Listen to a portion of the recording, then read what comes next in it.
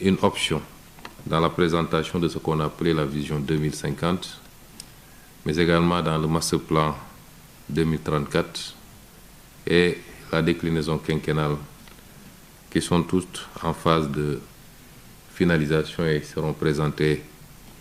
La vision a été déjà présentée, mais les deux autres documents seront vulgarisés cette semaine, en principe la semaine à venir, Inch'Allah. Je voudrais dire que le secteur privé occupe une place centrale, pour ne pas dire primordiale, dans ce que nous envisageons de faire au Sénégal. Et j'en veux pour preuve que les 2/3 des investissements attendus doivent découler soit de partenariats publics-privés ou alors d'initiatives strictement privées. Si vous le comparez avec ce qui se passe avec le plan qu'on a trouvé sur place, le gap est énorme. La différence est très prononcée. Le secteur privé est attendu dans tous les segments, y compris les segments où on n'avait pas l'habitude de le voir, qu'à un certain niveau, notamment la santé, l'éducation. Il ne s'agit pas de privatiser la santé et l'éducation totalement, mais c'est de permettre aujourd'hui, avec l'intrusion du secteur privé, mais également le partenariat public-privé, de cibler des domaines particuliers qui peuvent faire l'objet de développement rapide par ce secteur privé. Et donc, tous les segments qui ont été abordés ici, on a parlé du secteur pétro-gazier, avec toutes ses implications en termes de potentialité pétrochimique. On a parlé de ce que nous partageons en commun en dehors du gaz, notamment le fleuve. On a parlé d'agriculture, d'élevage, de finances, du numérique, la formation et j'en passe. Tous les secteurs ont été passés au crible. Et le secteur qui m'intéresse le plus d'ailleurs, qui est un de nos grands défis, c'est le secteur de l'énergie. Je disais hier au Premier ministre que dans la vision 2050, en ce qui nous concerne, il est question d'atteindre une capacité de 10 000 MW à l'horizon 2050. On en produit un peu moins de 1700 aujourd'hui et vous voyez le gap qu'il faut combler. Et sans énergie, en quantité, en qualité et surtout à des coûts abordables, il est impossible d'industrialiser un pays, de réussir également la transformation agricole. D'où d'ailleurs la préoccupation sénégalaise, rejointe aujourd'hui par nos frères mauritaniens, d'avoir à tirer un peu plus de l'exploitation gazière. C'était 35 MFCF pour chacune des parties. Évidemment, ça suffit à peine à alimenter une centrale électrique de 250 MW. Nous en avons demandé 300 de plus, évidemment 150 pour chacune des parties, ce qui nous permettrait d'avoir beaucoup plus de marge. Parce que les renouvelables ne pourra pas, de toute évidence, dépasser peut-être 40% de notre mix énergétique. On peut faire beaucoup plus, mais dans le temps. Et donc, sans énergie, il est impossible de faire de l'économie aujourd'hui. Et c'est l'un des avantages comparatifs que tous les pays qui ont fait des bons significatifs ces dernières années ont pu régler et que nous ne parvenons pas à régler. Nous n'avons pas suffisamment d'énergie et nous n'avons pas d'énergie en qualité, en quantité et le coût est excessif. Donc sur tous les segments qui ont été évoqués ici, j'inviterai les uns et les autres, je sais que c'est déjà fait, à regarder ce qui a été dit dans la vision 2050. Et le Sénégal compte particulièrement sur le secteur privé. Quand je parle du secteur privé, vous verrez qu'on a beaucoup parlé du capital africain. Nous comptons d'abord sur le capital africain avant même d'envisager le capital qui vient d'ailleurs, et j'y reviendrai. Les investisseurs mauritaniens sont les bienvenus au Sénégal. Et ils le savent, je crois qu'il y a beaucoup d'investissements et de plus en plus importants du secteur privé mauritanien au Sénégal. Nous préférons que ce soit la Mauritanie. Plutôt, je ne citerai pas de pays que ça vienne de 6 000 km, 10 000 km de chez nous. Et nous espérons que la réciproque sera valable également au niveau de la Mauritanie. Ce qui me permet d'aborder le second point, les relations sénégalo-mauritaniennes. Je disais tantôt que les initiatives qui ont été prises récemment, et je félicite les secteurs privés, sont des initiatives salutaires attendus et qui vont dans le bon sens. Mais il y a beaucoup de choses à faire, il faut les accélérer. J'ai tendance à dire que malheureusement en Afrique, nous faisons ce que les autres font en une semaine, nous le faisons en un an. Il faut aujourd'hui que nous nous inspirions des meilleures pratiques et que nous travaillions vite et bien, que nous prenions les décisions qu'il faut. Et avec le président Ghazouani, particulièrement, et j'insiste beaucoup, mais également avec le président Bassirou Diomaye Faye, je crois que les actes qui ont été posés, mais avant même notre avènement au pouvoir, j'ai tendance à dire que le prédécesseur du président Bassirou Diomaye Faye, lors de notre première entrevue avant la passation de pouvoir, a beaucoup insisté sur les relations avec notre voisin du Nord, comme il disait, notamment la Mauritanie. Donc les choses ont été bien lancées bien avant nous, je pense. Et notre responsabilité, c'est de faire beaucoup plus. C'est de hisser ces relations à un niveau qu'elles n'ont jamais atteint dans le passé. C'est notre responsabilité.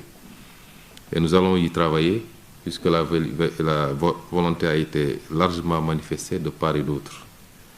Mais dans la relation, comme nous disons, il faut beaucoup plus de Mauritanie au Sénégal et beaucoup plus de Sénégal en Mauritanie. Souvent on dit que c'est deux peuples, c'est un seul et même peuple, mais deux États. Nous devons le matérialiser maintenant concrètement par ce que je dis, pas seulement en termes sociaux, socio-culturels. Nous savons que, évidemment, et surtout particulièrement dans les zones frontalières, il est impossible d'imposer une barrière. La frontière n'existe pas pour ces populations. Mais il faut qu'au niveau des États, que nous puissions aller beaucoup plus loin. Et cette matérialisation va passer par une parfaite réciprocité. Tout ce qu'un homme d'affaires mauritanien peut faire au Sénégal, un homme d'affaires sénégalais doit pouvoir le faire en Mauritanie, dans les mêmes conditions, et vice-versa. Il faut qu'on puisse atteindre ce niveau-là, et pour cela, il faut que toutes les barrières soient levées. Toutes les barrières. Des exemples existent partout dans le monde et qui marchent très bien. Et je pense qu'on a beaucoup plus d'affinité pour pouvoir atteindre ces mêmes résultats. Et qu'aujourd'hui, quand on va se retrouver peut-être, Monsieur le Premier ministre, dans un an, certainement à Dakar, qu'on ne puisse plus avoir certaines remontées de blocage de part et d'autre, et qu'on ait suffisamment avancé à fluidifier les rapports et les conditions dans lesquelles les uns et les autres peuvent exercer dans chacune des territoires. C'est extrêmement important parce que nos pays isolément ne peuvent pas constituer des marchés. Même ensemble, c'est des marchés assez faibles, mais ensemble, on est beaucoup plus fort. Et ensemble, on peut être des portes d'entrée mutuelles dans le reste de l'Afrique, du côté nord comme du côté sud ou centre. Et c'est cela qu'il est question aujourd'hui. Et nous incitons, nous encourageons tous les hommes d'affaires, sénégalais et mauritaniens, à aller dans ce sens. Et nous, en tant qu'autorité politique, nous ferons ce qu'il y a à faire. Depuis 2 jours que je suis ici, nous avons eu quand même de longues discussions. Beaucoup de problématiques ont été soulevées ici, des engagements ont été mutuellement pris de faire ce qu'il y a à faire, de travailler rapidement à faciliter les conditions d'exercice. Et ça me permet d'aborder le 3e et dernier point. J'ai parlé du Sénégal, j'ai parlé des relations entre le Sénégal et la Mauritanie. Je ne parlerai pas de la Mauritanie, Monsieur le Premier ministre fera aisément à ma place.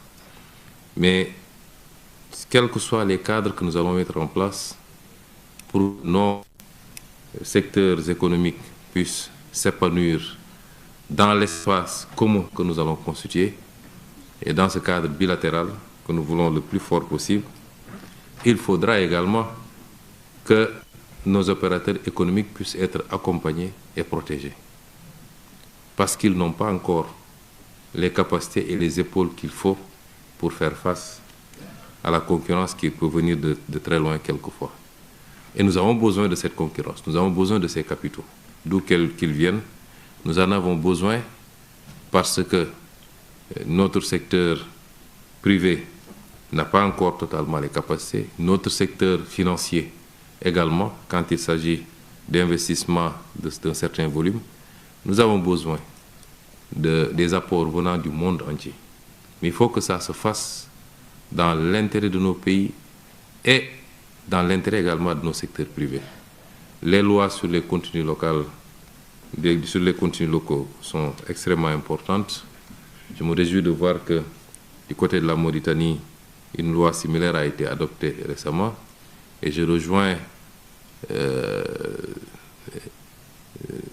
monsieur l'intervenant, en tout cas, qui a dit qu'il faut qu'on aille qu'on aille vers quelque chose de plus compact.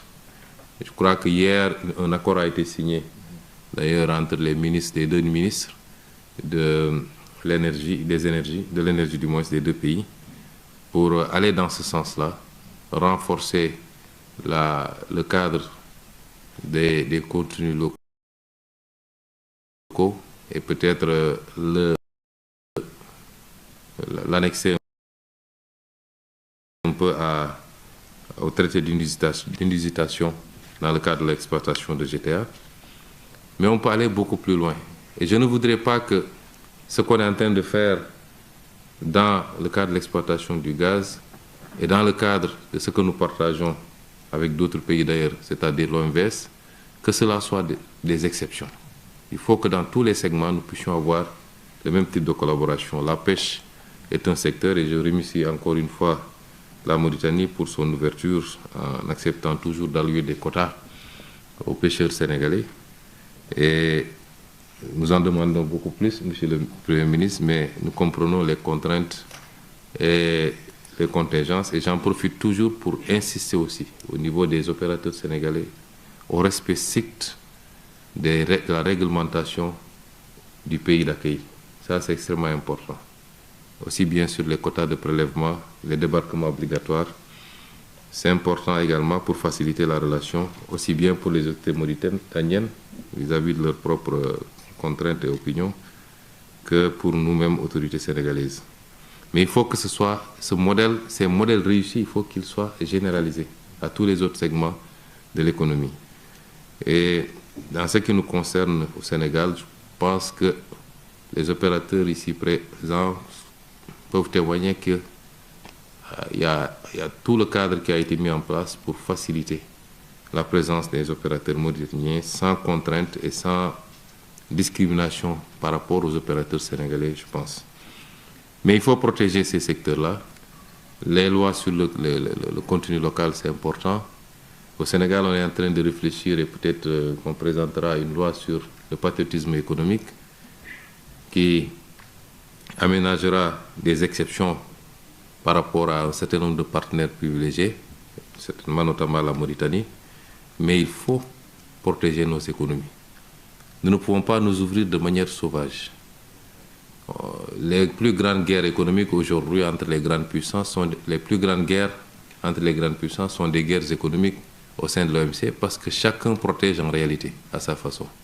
Et nous, on vient nous dire que, comme disait l'autre, les Occidentaux ont compris qu'ils n'ont plus rien à gagner dans le protectionnisme, ils l'enlèvent du vocabulaire, mais ils le font autrement. Les quotas aux États-Unis, c'est une forme de protection. Les surtaxes, c'est une forme de protection. Et nous, on nous dit d'ouvrir sauvagement.